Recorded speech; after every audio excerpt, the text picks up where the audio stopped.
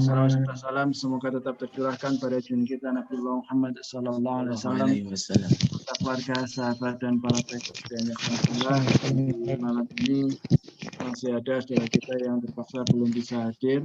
Mudah-mudahan diberikan seandainya ada hal yang menghalangi atau memberatkan sehingga bisa hadir di malam ini atau di kesempatan yang akan datang. Dan seandainya ada yang sakit atau ada keluarga yang sakit, mudah-mudahan diberi kesabaran dan kesehatan kembali sehingga bisa menjalankan ibadah seperti sedia kala dan bisa bergabung bersama kita kalau tidak di malam ini. Hanifillah, mari kita awali lagi dengan bacaan basmalah. Bismillahirrahmanirrahim. Bismillahirrahmanirrahim. Lanjutkan materi kita adalah Bismillahirrahmanirrahim. Ini suara saya apa terputus-putus? Suara saya terputus-putus? Enggak, Pak. Itu Ustaz, lancar. Nah, ya. Jelas. Alhamdulillah. Terima kasih.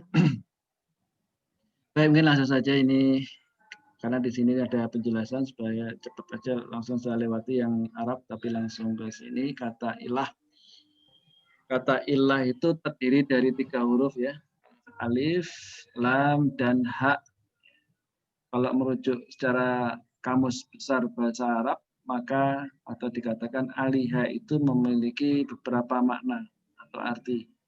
Yang pertama adalah sakana ilahi. Makna ilah itu berarti sakana ilahi, artinya tenang atau tentram. Yang kedua adalah istijarobihi. Ini seperti yang ditanyakan oleh Mas Divangga. Ini sebenarnya harokat kasrahnya kadang nggak ada. Nah, di sini ada ta, maka contoh istajaro atau istijaro itu kalau di kasrah atau di fathah maka tambah dengan kasrah. Istijaro bihi atau memohon perlindungan. Yang kedua adalah istaqo ilaihi atau yang dituju karena rindunya. Yang dituju karena rindunya. Kemudian yang keempat adalah wuli'a bihi.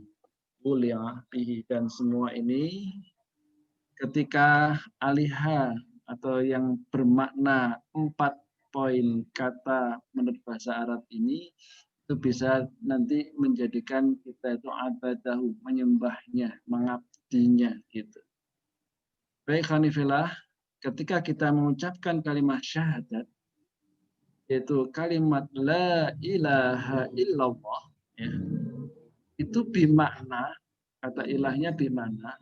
Yang pertama adalah makna sakana ilahi, itu artinya la ilaha berarti tidak ada yang dapat memberikan ketenangan dan ketentraman. Nah ini, tidak ada yang dapat memberikan ketenangan dan ketentraman illallah, kecuali Allah. Maka ilah ini kan artinya sangat luas sekali, tapi yang paling bisa memberikan ketenangan dan juga bisa memberikan ketentraman itu hakikatnya hanya Allah Subhanahu wa Ta'ala. Sehingga ketika kita menyatakan diri dengan syahadat kita asyhadu alla ilaha illallah, asyhadu kemarin apa artinya? Satu? Apa ada yang ingat? Ikrar. Iklan atau pernyataan. Yang kedua apa?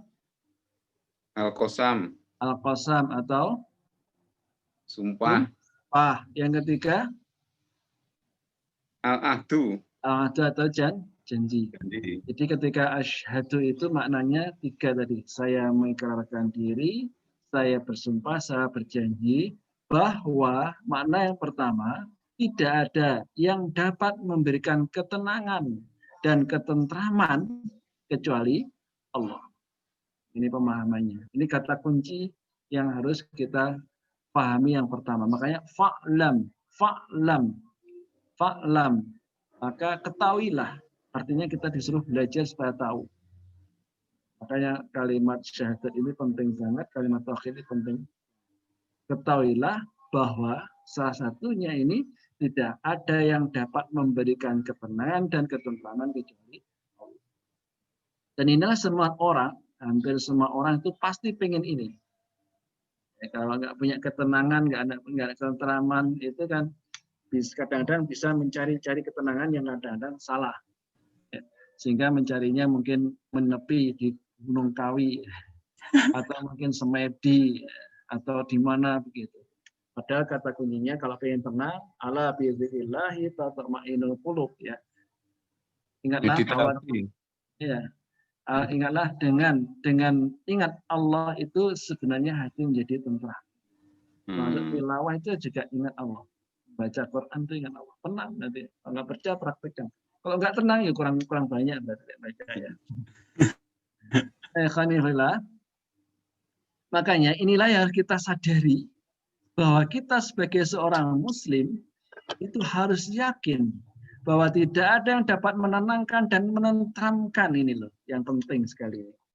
Harus yakin bahwa tidak ada yang dapat menenangkan dan menenteramkan kecuali menjalin hablum minallah, menjalin hubungan kita pada Allah Subhanahu wa taala. Sehingga kalau kita menghadapi problem, permasalahan, atau menjadikan ganjalan atau sampai mikir yang nemen gitu, kembalikan pada Allah. Hablum minallah, gitu.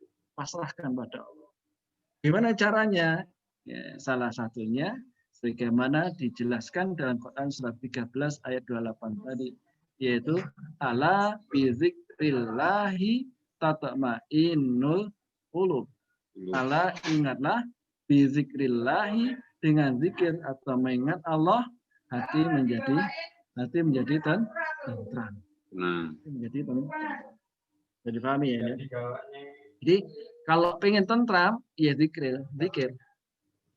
Bagaimana cara zikirnya? Ya. Yang utama, hubungan terbaik itu di dalam sholat. Sholat itu ada semua. Maksudnya ada semua apa? Baca Qurannya ada, doanya juga ada, zikirnya juga ada. Kayaknya kalau kurang 5 waktu, ya, pengen menambah zikirnya dalam sholat, ya dalam qiyamul. Dan waktu sujud terakhir itu adalah bisa lebih dekat pada Allah Subhanahu wa taala. Itu istimewanya sholat. Makanya kita kaum muslimin kalau mau mencontoh Rasulullah itu kalau sholat sendirian itu malah lama. Rasulullah itu sholat sendirian itu sangat lama sekali. Kan salah satu rakaat itu bisa pernah surat Al-Baqarah, surat Al-Imran, tambah surat An-Nisa, itu satu rakaat. Itu ketika sendirian. Tapi kalau berjamaah bareng, Rasulullah tahu ada yang kuat, ada yang enggak, sehingga lebih dipercepat. Cepatnya Rasulullah, tapi cepatnya beda dengan cepatnya kita ya. Nah, khanifillah, ini kata kuncinya. Makanya di surat Al-Baqarah ayat 45 dan 153 itu, wasta'inu bis-sabri was-shalah. Wasta'inu bis-sabri was-shalah. Atau di ayat yang 153-nya, ya ayyuhalladzina amanu ista'inu bis-sabri was-shalah. Jika kita ingin minta pertolongan, kata kuncinya itu dua itu, yaitu sabar dan sholat. Sholat itu merupakan salah satu ikatan untuk hablum minallah yang tertinggi. Kalau tidak sholat, ya tilawah. Kalau enggak tilawah, minimal zikir. Zikirnya bisa tasbih, subhanallah, alhamdulillah, wala ilaha illallah, wallahu akbar. Gitu. Dan tasbih itu kan pahalanya banyak sekali. Itu. Amalan yang mudah untuk diterapkan, mudah untuk dilakukan, tetapi memberatkan timbangan di akhirat. Memberatkan timbangan di akhirat amal baik. Sampai-sampai ketika Rasulullah lewat di situ melihat Abu Hurairah itu nanam tanaman, ya. Dia mengatakan, maukah kamu aku tunjukkan taman-taman surga? Jawab, mau ya Rasulullah, mau. Kalau mau, katakanlah subhanallah, walhamdulillah, wala ilaha illallah, wallahu akbar. Kalau nggak bisa lengkap seperti itu, minimal tasbih. Subhanallah, subhanallah, subhanallah. Ya. Bahkan Aisyah itu pernah kan? Aisyah. Putranya Rasulullah, Fatimah ya. Fatimah itu pernah mengalami sibuk rumah tangga. Karena nggak punya pembantu ya. Putrinya Rasul nggak punya pembantu. Merasa sibuk sekali gitu. pengennya secara manusiawi minta dicarikan khotimat. Khotimat itu pembantu. Jadi kami dicarikan itu ya Rasul. Pengennya begitu. Tapi minta diajari apa, amalan apa yang bisa meringankan. Nah, Rasulullah mengajarkan dengan seperti yang biasa kita baca ketika setelah sholat 5 waktu itu. Yaitu apa? Tasbih 33 kali, tahmid 33 kali, takbir 33 kali. Subhanallah, subhanallah, subhanallah 33 kali. Tahmid, alhamdulillah, alhamdulillah, alhamdulillah. Kemudian takbir, Allah Akbar, Allah Akbar. Itu maka akan dimudahkan segala dan banyak sekali. Intinya kata kuncinya ketika kita dekat pada Allah, hablum minallah atau istighfar, astagfirullahaladzim, astagfirullahaladzim. Itu banyak sekali itu keutamaannya. Selain doa-doanya itu gampang diistajabai, gampang dikabulkan oleh Allah. Seperti kisahnya seorang pembuat roti. Masih ingat kan itu kisahnya? Seorang pembuat roti, saat singkat cerita. Itu seorang Imam Ahmad tiba-tiba pengen ke kota itu, padahal di kota nggak ada keperluan, nggak punya saudara, kok pengen tiba-tiba kota, ikut ke kota. Jalan ke kota. Sampai di kota, karena pada waktu itu ya namanya sudah terkenal, tapi orangnya nggak tahu gitu. Kita orang sekarang gampang terkenal wajah dan nama gitu. Dulu enggak, namanya itu lebih dulu dikenal oleh banyak orang, tapi secara orangnya banyak yang enggak tahu. Saking ilmunya tinggi, viral, tapi secara mood to mood ya gitu. Dari mulut ke mulut. Sekarang kan dari medsos ini. Nah, tapi, sehingga ya, kalau misalkan seperti itu apa lebih baik ya, Ustaz ya? Kayak misalkan kayak saya juga pernah dengar kayak Sufyan Ats-Tsauri itu ketika dia disuruh untuk menjadi hakim di suatu tempatnya itu, di tempat tinggalnya, dia lebih memilih untuk kabur. Nah, di suatu tempat dia bekerja pada tukang kurma, kebun kurma gitu. Nah, si pemilik ini nggak tahu kalau sini itu Sufyan Ats-Tsauri. Ya. Itu artinya sebenarnya betapa mereka itu menjaga diri untuk tetap berusaha ikhlas supaya nggak kena penyakit sum'ah atau riya gitu. Itu betapa luar biasa ulama terdahulu itu menjaga diri sampai hati-hatinya seperti itu. Ya mungkin saya lanjutkan kisah utamanya itu sebenarnya bukan itu sebagai ibrah saja, pelajaran. Kita nggak terkenal di dunia nggak apa-apa kan itu. Yang penting terkenal di langit gitu. Kayak siapa yang orang Yaman? Siapa? Yang ketika itu pengen ketemu Rasulullah nggak ketemu. Sehingga Uwais Al-Qarni ya? Iya. Betul. Uwais Al-Qarni. Itu terkenal di langit itu. Baru orang baru tahu itu kalau dia terkenal di langit ketika sudah wafat. Ya kan? Sudah wafat malah yang mandikan jenazah itu malaikat. Baik. Singkat cerita ketika sampai diusir dari masjid, nggak tahu kalau itu Muhammad. Marbot masjid itu mengusir dari masjidnya sehingga ditampangi oleh penjual roti yang kebetulan di sebelah masjid itu. Masih ingat ya kisah itu ya. Sehingga di situ sang penjual roti selalu zikirnya istighfar, astagfirullah. Kelihatan. Sehingga Imam Ahmad itu tanya, kayaknya jenengan selalu zikir istighfar ya? Oh iya gitu. Sejak kapan jenengan istighfar itu? Sejak saya bikin roti. Jenengan jualan roti berapa lama? Sekitar 25 tahun gitu. Terus kenapa kok selalu zikir istighfar? Katanya, saya ketika zikir seperti ini, seluruh doa-doa saya itu sering dikabulkan ya Allah. Hanya satu yang belum dikabulkan katanya. Yaitu apa? Saya ingin ketemu Imam Ahmad. Padahal yang dijakmu siapa? Imam Ahmad. Saya ingin ketemu Imam Ahmad. Langsung dirangkul, saya lah Imam Ahmad. Dalam hati Imam Ahmad, wah ini toh yang menyebabkan saya kok ingin ke kota itu ini. Gara-gara istighfarnya seorang penjual roti. itu contoh kecil dalam sirah, seolah-olah nggak masuk akal ya, seolah-olah nggak masuk akal, tapi itulah kenyataan. Apakah di kondisi semacam ini bisa terulang? Ya bisa, bisa sekali. Makanya ini kan konsepnya ala bi dzikrillahi tatma'innul qulub. Ingatlah bi dzikrillah, dengan zikir Allah, mengingat Allah, hati menjadi tentram. Hati menjadi mutmainnah, itminan, tenang. Tatma'innul qulub, hatinya jadi tenang. Ini yang cari banyak orang. Ya. Kadang-kadang orang mencari ketenangan kan pengennya menyepi. Apakah kalau udah nyepi benar tenang? Belum tentu juga. Berkejar utang juga nggak tenang juga. Kemudian yang berikutnya di surat 10 ayat 7 itu, Allah menjadi ridho. Kita menjadi ridho dan merasa tenang dengan kehidupan dunia. Itu hayat dunya wa tatma'innu, ya, ketika kita zikrullah. Zikrullah yang paling gampang itu yang tasbih, atau yang berpahala lebih banyak lagi adalah dengan baca Al-Quran. Yang satu hurufnya dinilai Allah 10 kebaikan. Jangan pernah kita meninggalkan tilawah Al-Quran. Meskipun satu juz sehari. Ya, kalau sudah terbiasa nanti akan bertambah terus. Kalau bisa dalam hati itu bertekad nanti latihannya mungkin satu hari satu halaman dulu.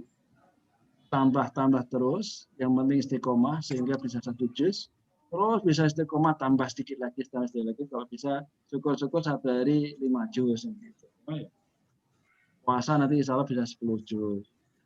Sudah terbiasa di situ.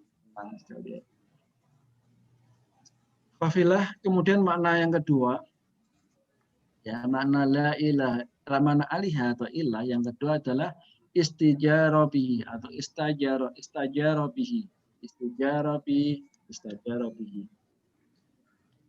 adalah mohon perlindungan. Sehingga ketika kita menyatakan la ilaha illallah dengan syahadat asyhadu yang makna tadi, apa itu? Ikrar, pernyataan, sumpah, dan janji bahwa tiada yang dapat, kalau tadi memberikan ketenangan dan ketenteraman, yang kedua adalah yang dapat memberikan perlindungan. Ada yang dapat memberikan perlindungan kecuali Allah. Sehingga secara otomatis ini sudah menghancurkan pemahaman masyarakat. Beberapa masyarakat ya, seperti orang takut adanya Nyi Roro Kidul marah atau ada bala sehingga mereka larung laut. Baiknya larung laut dengan katanya supaya dapat perlindungan dari Mbah Roro Kidul. Nah, salah kan? Padahal yang berikan perlindungan itu hanya Allah. Makanya ini makna ini adalah sangat luas dan mendalam sekali.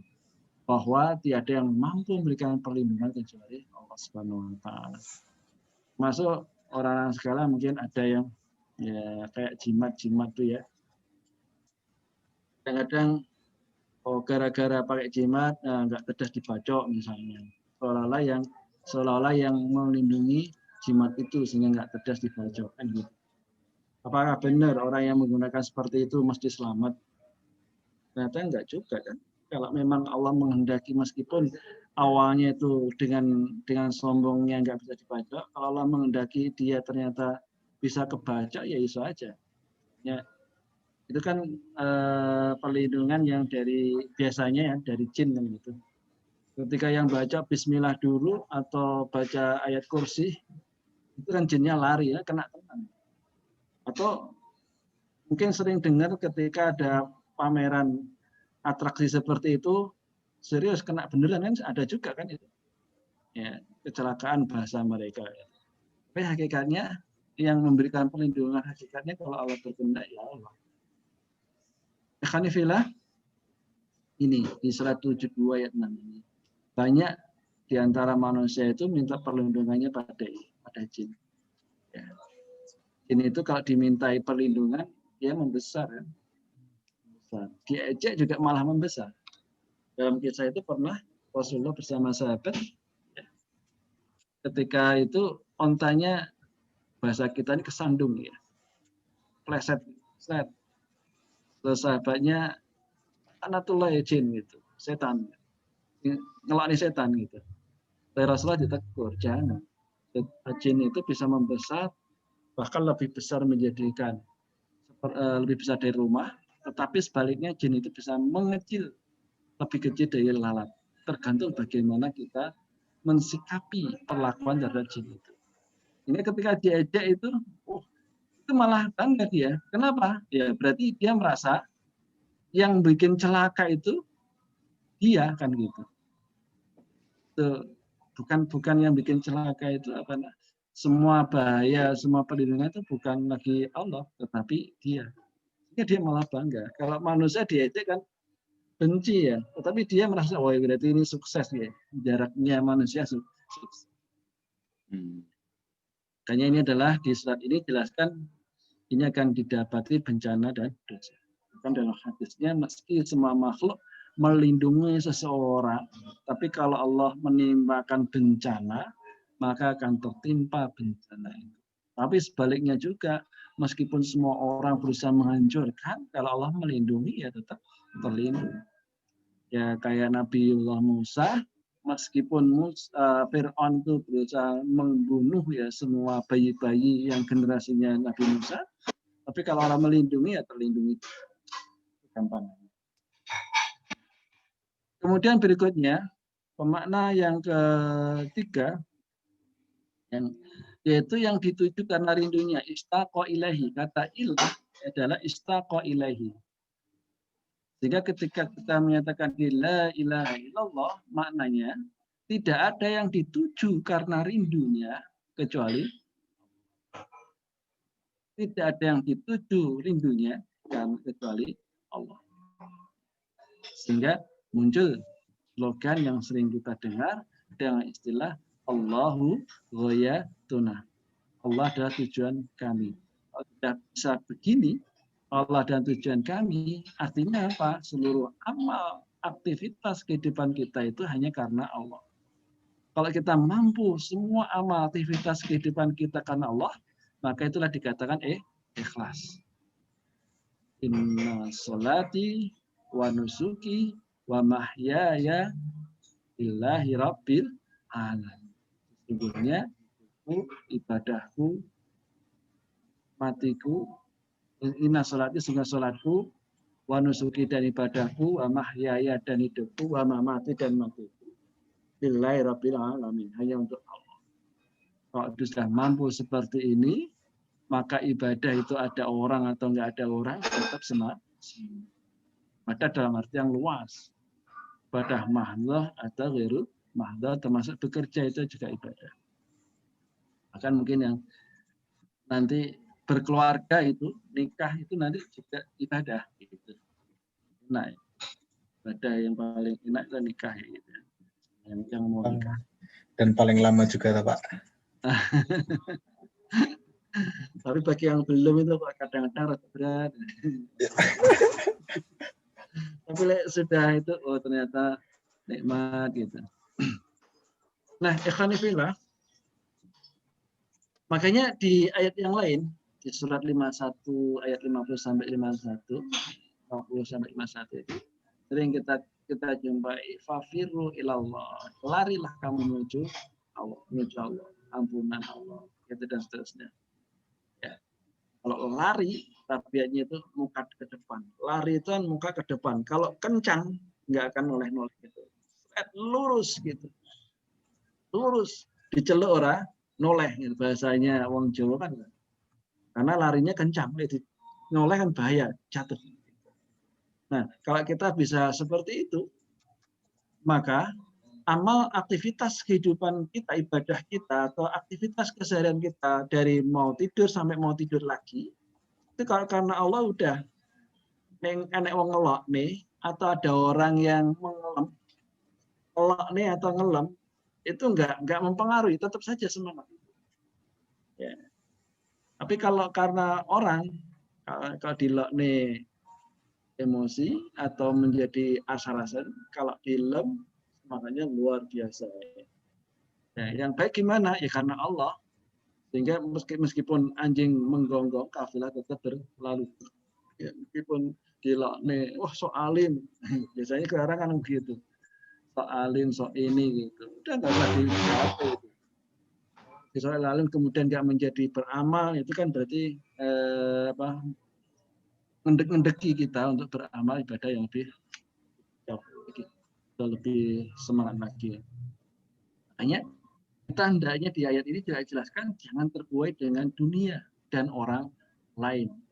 Jangan terbuai dengan dunia dan orang lain. Lain itu tadi orang lain itu sukanya kan kalau nih kayak kisahnya dua orang yang naik onta, seorang ayah dan anak naik onta itu. Ketika sang ayah naik onta, sang anak yang nuntun onta lewat onta. Keledai Pak Ustadz? Keledai ya, keledai ya. Keledai. Ya, saya udah tahu kan berarti. Kita dilok nih. Ramusane anak yang nonton penaan bapak gitu.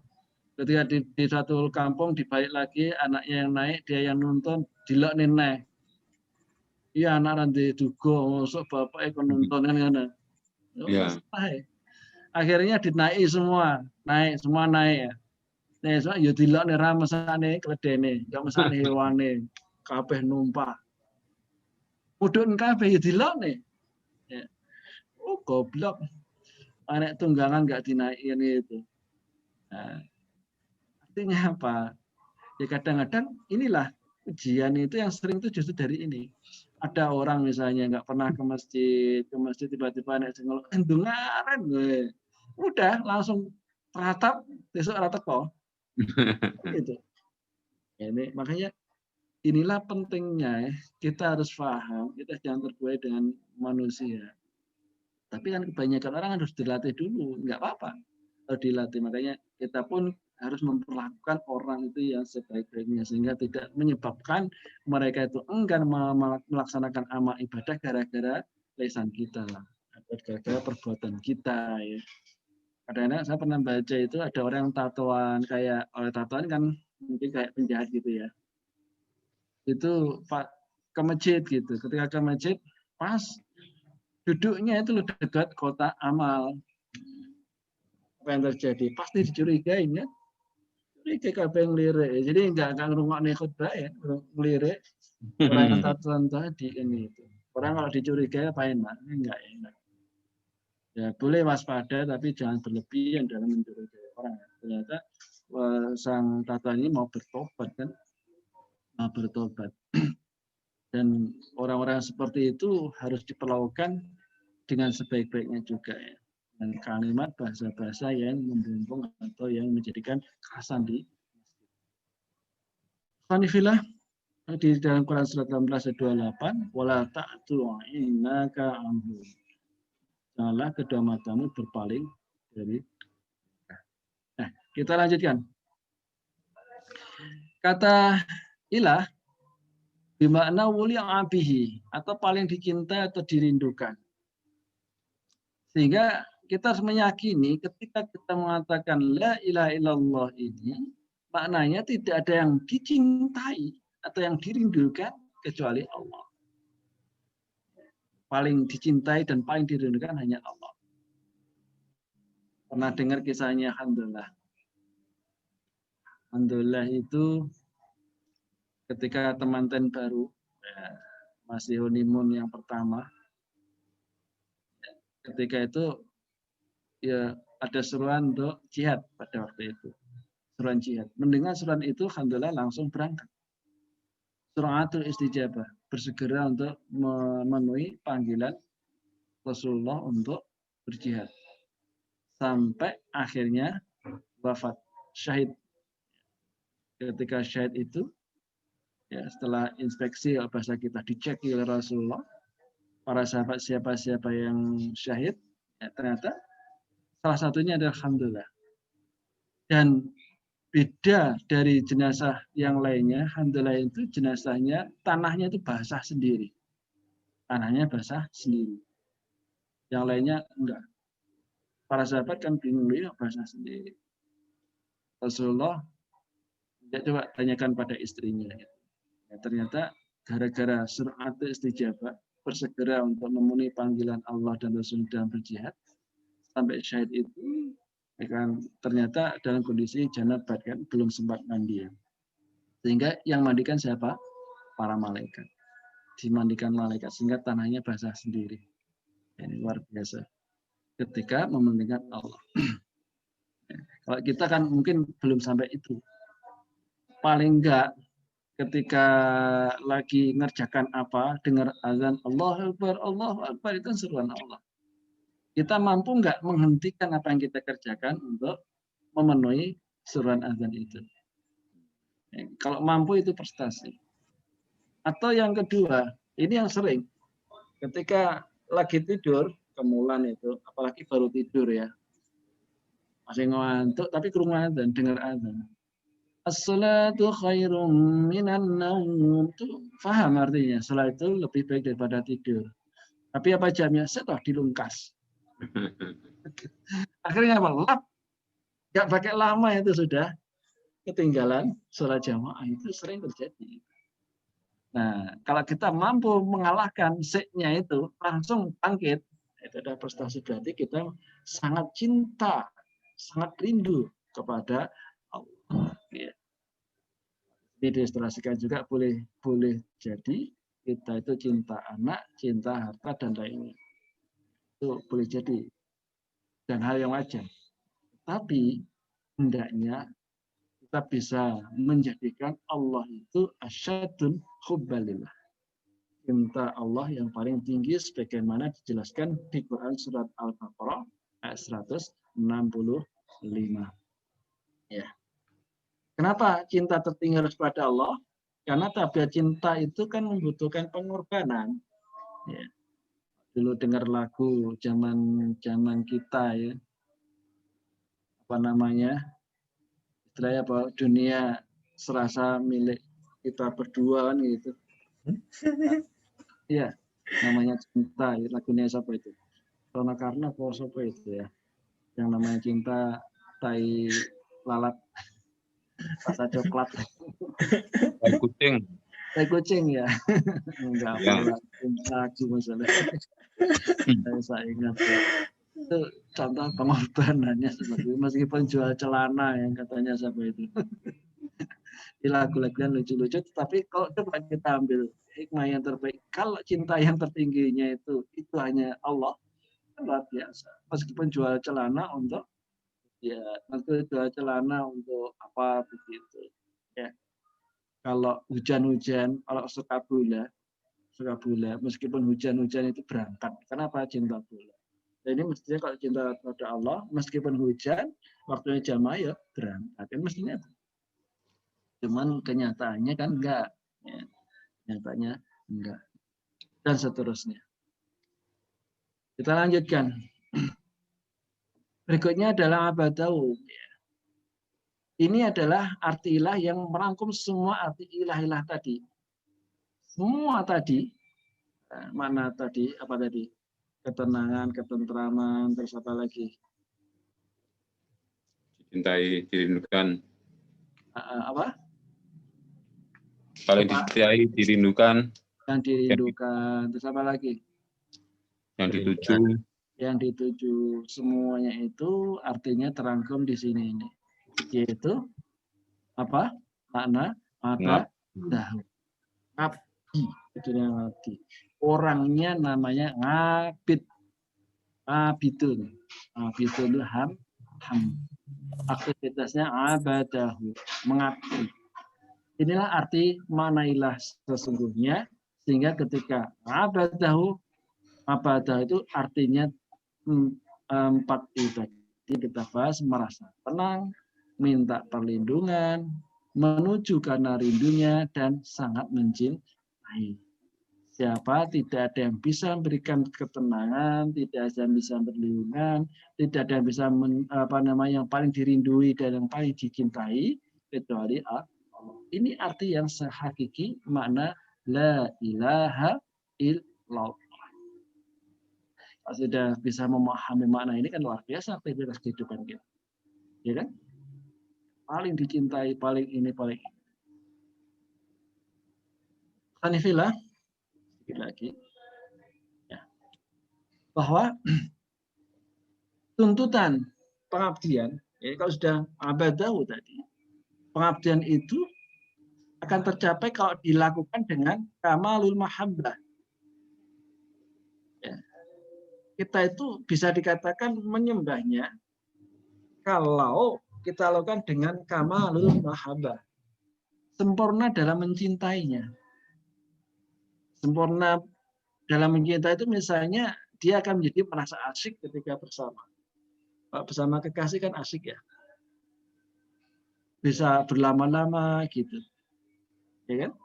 Nah, sudahkah kita bisa seperti itu ketika berduaan dengan sang kekasih? Ya, misalnya ketika sholat kita, ya, di dalam tahajud kita, gitu. Asyik enggak? Bisa berlama-lama belum? Gitu. Kalau belum, ya harus kita coba dilatih terus sampai bisa. Kan hakikatnya cinta dan benci kan bisa dibentuk, ya kan? Kalau dalam ilmu psikologi itu, gimana supaya muncul kecintaan? Yaitu mengingat-ingat kebaikan-kebaikan gitu, atau keistimewaan-keistimewaan. Kalau secara manusiawi kan yang sering tampil itu kebaikan fisik kan. Kalau laki yang tampan, ganteng dan sebagainya. Ternyata kan orang cinta bukan hanya karena itu tok kan. Bisa jadi karena akhlaknya bagus gitu. Ada lagi yang karena hartanya banyak, itu kan kebaikan-kebaikannya. Nah, kalau kita memahami bahwa kebaikan-kebaikan Allah itu lebih dari itu, ya, Allah memberikan fasilitas udara yang gratis, ya, memberikan mata bisa melihat dengan enak tanpa ada halangan. Kita lihat bagaimana yang tidak diberi mata, tangan, kaki dan lain sebagainya. Yang ada dalam diri sendiri aja sudah kalau kita hitung-hitung luar biasa. Itu diberi dengan gratis gitu. Keutamaan-keutamaan itu sering kalau kita mampu sering menampilkan, insya Allah akan muncul al-mahabbah, cinta itu. Sehingga ketika kita bersama, maksudnya dalam kondisi ibadah atau di luar sholat juga mikir ya itu. Sehingga mampu berlama-lama asik gitu. Sehingga hatinya jadi tenang. Kemudian yang kedua adalah kamalul tazallul. Kamalul tazallul itu sempurna dalam menghinakan diri. Kita itu merasa rendah di hadapannya, di hadapan Allah Subhanahu wa taala. Ya, jangankan pada di hadapan Allah ya. Kadang-kadang kita di hadapan ciptaannya itu masih kecil ya. Dibanding dengan gunung aja sudah kelihatan jauh sekali. Ya. Apalagi bumi. Bumi itu dibanding dengan matahari kan masih jauh lagi. Itu baru ciptaannya. Apalagi yang menciptakan kan gitu. Kita sangat kecil, sangat terbatas, nggak ada apa-apanya. Gitu. Udah mampu seperti itu, kita akan mampu merendahkan diri hadapannya. Aplikasinya ya dalam sholat itu misalnya, sujud, yaitu wajah, ya. Apa ini? Batuk ya, batuk, hidung itu kan anggota sujud kita. Yang biasanya selalu di atas, ya, kita merendahkan diri di hadapannya sampai sejajar dengan kaki kita yang biasa di bawah. Nggak ada apa-apanya. Itu bentuk pengambilan. Maka sujud yang terakhir itu adalah posisi yang terdekat pada Rabb kita, pada Allah SWT. Kemudian yang ketiga adalah kamal khuzu. Kamal khuzu itu sempurna dalam ketundukan. Ya, sempurna dalam ketundukan. Artinya apa? Kita tunduk. Orang tunduk kan mengikuti apapun aturannya, tata tertibnya dan perintahnya kan gitu. Sehingga kita bisa menjalankan apa yang diperintahkan dan menjauhi apa yang dilarangnya. Mudah-mudahan bisa menjadi seperti itu kalau kita paham. Nah, pertanyaannya, apa kita ketika beribadah sudah bisa seperti itu? Yang bisa menjawab tentunya kita sendiri. Kalau belum, ayo kita latih terus. Nggak usah berkecil hati. Terus dilatih. Gitu. Mudah-mudahan suatu saat nanti akan dimudahkan. Awalnya harus dipaksa-paksa sendiri. Kayak bangun tahajud ya dia mulai itu ya awalnya harus berat sekali dipaksa sendiri. Tapi kalau sudah menjadi kebiasaan jadi candu ya. Kalau nggak mengerjakan kurang ada yang kurang. Ya Allah. Sanifillah. Dan lebih seperempat. Saya percepat kali gitu. Jadi ilah itu kalau diistilahkan bisa katakan X. Dari keterangan arti ilah secara bahasa, maka ilah itu bisa apa saja. Kalau bisa seperti tadi, al-marhub diharapkan, al-marhub ditakuti, al-matbu diikuti, dan al-mahbub dicintai. Makanya di situ tadi, itu ada kata la. La, tidak ada yang paling ini tadi, kecuali Allah. Jadi tetap digambarkan semuanya ini pada Allah. Jadi makna ilah itu ini. Istilahnya kalau disimbolkan dalam matematika adalah X. Ya, diharapkan marhub karena karunia dan pahalanya atas segala jerih payahnya. Hanya Allah yang bisa seperti itu. Apakah ada yang menjadikan itu selain Allah? Kan masih banyak sekali. Ya. Dan seterusnya. Termasuk yang ditakuti tadi. So, ada yang takut intimidasi, teror, dan sebagainya. Ya, kalau sudah demikian maka jadi yang disembah nanti atau diibadahi, itu yang nggak boleh. Makanya makna ini sangat penting sekali kita pahami bahwa tidak ada yang kita takuti diharapkan sebagai kecuali Allah. Terus kembalikan ke situ. Ikhwanifillah, ilah menurut Ibnu Taimiyah waladzi ya'lahamul qalbu bi kulli khubbi wa ta'zimi wa tajlili wa takrimi wa raja'i wa khaufi wa nahwa dzalik. Segala yang digandrungi hati dengan segenap kecintaan, pengagungan, penghormatan, pemuliaan, harap-harap cemas, H2J itu dan seterusnya itu kita jadikan ilah. Makanya ilah ini yang seperti ini harus kita bongkar, kita kembalikan hanya pada Allah. Ya, itu mana la ilaha illallah.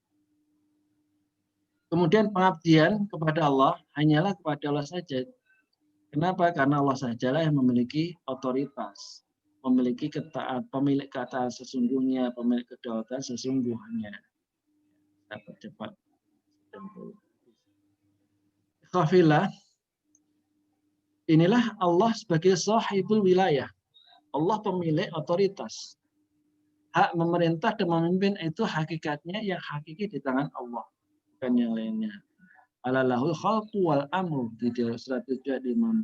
Ingatlah menciptakan dan memerintah hanyalah hak Allah. Atau di surat 7 ayat 196, inna waliyallahu allazi nazzalal kitaba wa huwa yatawallas shalihin. Sungguhnya pelindungku ialah Allah yang telah menurunkan Alkitab atau Al-Quran dan dia melindungi orang-orang yang soleh. Ya. Kalau ada manusia yang mengaku punya otoritas, ya, hakikatnya itu merebut otoritasnya Allah. Ya. Otoritasnya manusia tetap terbatas. Kemudian berikutnya adalah sahibut ta'ah. Allah lah pemilik ketaatan. Ketaatan yang utama adalah harusnya taat pada Allah Subhanahu wa taala saja. Ketaatan pada Rasul karena Rasul tidak pernah maksiat pada Allah sehingga nilai taatannya sama di surat 4 ayat 80.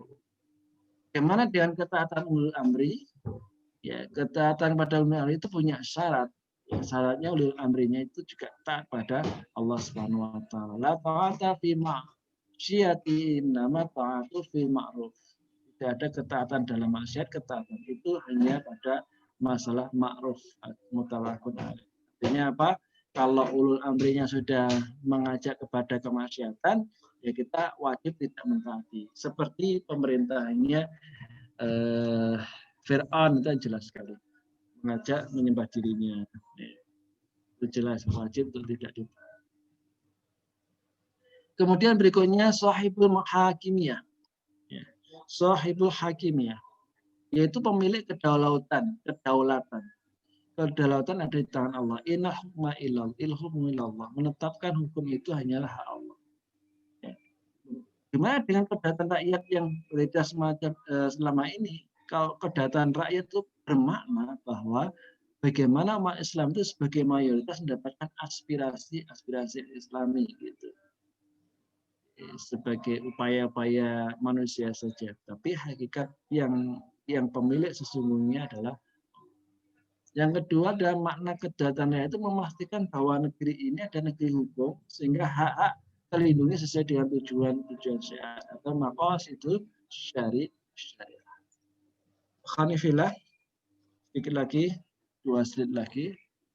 Ilah itu berarti satu-satunya hanya Allah Subhanahu wa taala.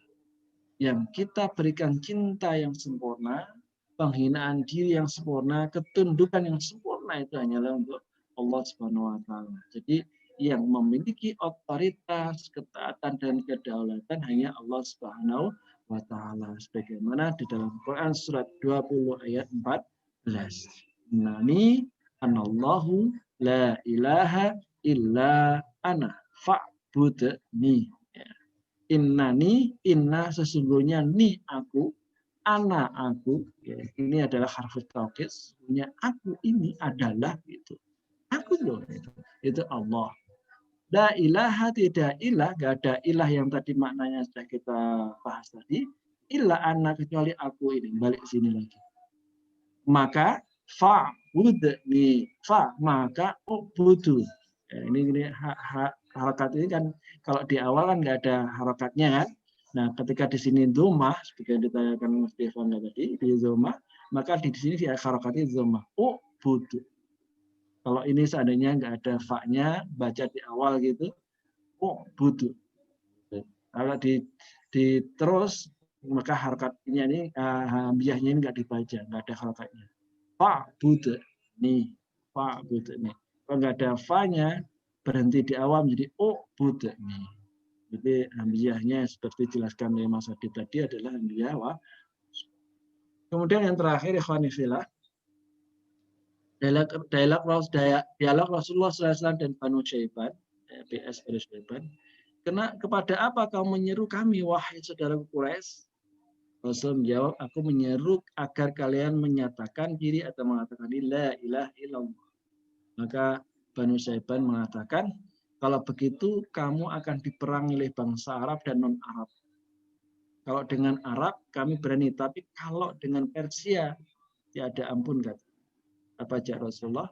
Rasul mengatakan bahwa kebaikan bagi kalian kalau kalian menerima dan keburukan kalian bagi kalian jika kalian menolak. Sesungguhnya din atau agama Allah tidak akan menolongnya kecuali yang meliputi seluruh sisi-sisinya. Secara manusiawi Ibnu Syaiban seperti itu. Tetapi Rasulullah menguatkan yang baik, yang penting itu kamu terima dulu. Kamu menolak itu adalah suatu keburukan. Karena agama itu hanya milik Allah. Dan ternyata apa yang ditakuti oleh Bani Syaiban kan bisa dikalahkan oleh kaum muslim. Ya akhirnya. Hanifillah demikian yang bisa kita kaji. Mudah-mudahan banyak manfaatnya untuk kita semua. Seandainya salah merupakan khilafan dari saya pribadi, saya mohon maaf yang sebesar-besarnya. Wallahu a'lam bishawab. Ihdinas siratal mustaqim. Assalamualaikum warahmatullahi wabarakatuh. Waalaikumsalam. Warahmatullahi. Boleh di-share yang tadi bahannya bagus. Oh iya. Di grup. Ada yang mau nambah? Mau nanya saja sih, Ustaz. Nggak nambah. Kalau nambah mungkin yang lainnya. Ya, mudah-mudahan saya bisa jawab. Enggak. Atau yang lain? Kan mengenai ketentraman hati itu, Ustaz.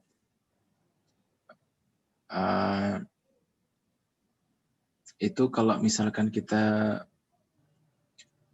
beralih pada jalur selain kita mencari ketentraman Allah itu pada jalur Allah itu apakah bisa, Ustaz? Atau misalkan yang dia itu yang keluar dari jalur syariat agama gitu ketika mencari ketentraman. Contoh kayak misalkan dia ke diskotik dengan musik-musik yang begitu lalu diiringi perempuan-perempuan terus dan macam-macamnya gitu. Ya. Jadi ketentraman yang kita ambil atau kita dapat dari selain Allah itu adalah ketentraman yang semu. Ya mungkin dia dapat gitu, tapi kan terbatas sekali. kan gampang sekali musnah. Mungkin waktu itu aja bisa tentram, tenang, atau fly ya, lupa lain-lain sebagainya. Kan setelah itu hilang, gampang hilang. Tapi kalau kita mencarinya pada Allah Subhanahu wa taala, ketentramannya dia akan kekal nanti. Selain di dunia tenang, nanti di akhirat dapat pahala lagi kan gitu. Lebih tenang lagi, lebih tenang lagi. Jadi ketentraman hakiki, maka ketentraman hakiki itu dari yang memiliki siapa, yang membuat siapa, yang serba maha itu yaitu Allah Subhanahu wa taala. Yang lainnya apa bisa? Ya bisa, tetapi kan sementara. Ya minimalnya hanya di dunia tok. Coba nanti di akhirat, nah, sudah hilang semua.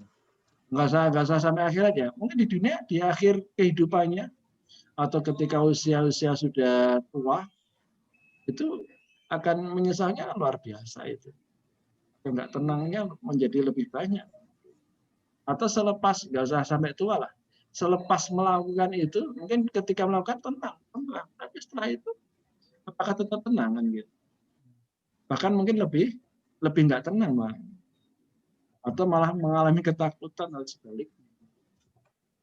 Tapi kalau kita pada Allah SWT, ketentramannya terus. Gitu. Meskipun mungkin bahasanya dipukuli kan kayak siapa? Bilal bin Rabah kan? Dipukuli mau dibunuh tetap tenang kan? Ya, tetap tenang. Tetap tenang. Padahal beliau masih belum mendalami makna Islam sesungguhnya, tetapi memahami makna kalimat tauhid la ilaha illallah. Sehingga meskipun disiksa dia Allah ahad kan gitu. Allah ahad. Cuma Allah ya tujuannya, meskipun disiksa saya kembalikan pada.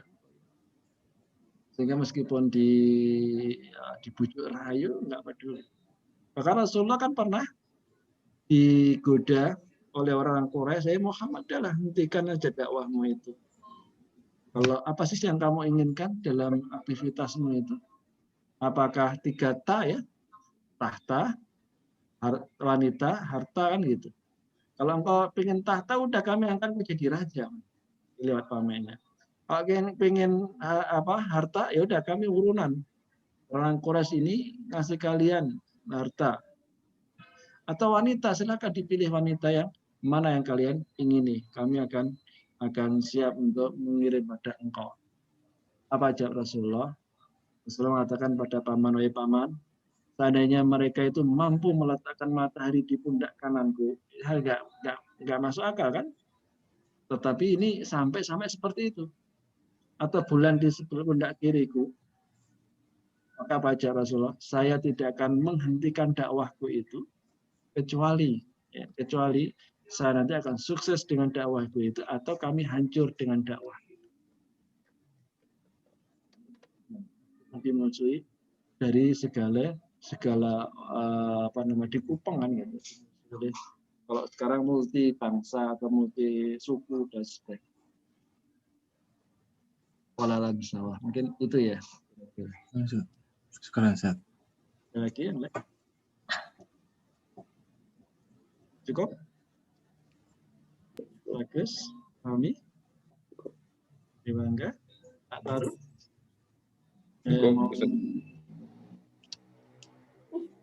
Baik, alhamdulillah. Demikian. Ini tadi Mas Adam kan. Baik, tutup dulu dengan doa. Mudah-mudahan kita semua, keluarga kita semua dilindungi dan dijaga oleh Allah Subhanahu wa taala dari berbagai macam bahaya. Kondisi sekarang ini kondisi COVID ini apa, dan kita tetap terlindungi sehingga kita semua dimudahkan Allah untuk bisa beramal soleh, bisa beribadah sebagai bekalan di akhirat kelak. Mudah-mudahan kita semua dan seluruh keluarga besar kita dimudahkan untuk masuk dalam surganya dan dijaga dari siksa api neraka. Al-Fatihah.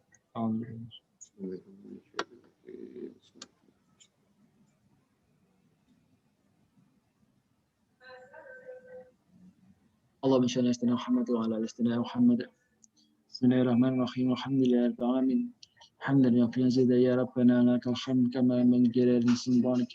اللهم ربنا تقبل منا صلاتنا وصيامنا وركوعنا وسجودنا وتخاشعنا وتضرعنا وتعبدنا وتقشيرنا يا الله يا رب العالمين. ربنا ظلمنا أنفسنا وإن لم تغفر لنا وترحمنا لنكونن من الخاسرين. ربنا اغفر لنا ولوالدينا واجعل المسلمين والمؤمنين والمؤمنات الأحياء منهم والأموات إنك على شيء قدير. تولج الليل في النهار وتولج النهار الليل وتخرج الحي من الميت وتخرج الميت من الحي وتنزل من تشاء بغير حساب. اللهم إنا نقبل إليك وتذكرنا الكافر. اللهم إنك تعلم أن هذه القلوب قد محبتك وتقتل طاعتك وتبعتل دعواتك وتوششاتك فاسق اللهم رابطتها وأتم التهواتها سبلها واملأها بنورك الذي لا يخفو وشرها في علما. ربنا هب لنا من أزواجنا وذريتنا قرة أعين واجعلنا للمتقين إماما. ربنا آتنا من لدنك رحمة وهيئ لنا من أمرنا رشدا. ربنا آتنا في الدنيا حسنة وفي الآخرة حسنة وقنا عذاب النار. رب زدنا علما نافعا وزدنا فهما. سبحانك رب العزة عما يصفون والسلام على المرسلين والحمد لله رب العالمين. الفاتحة.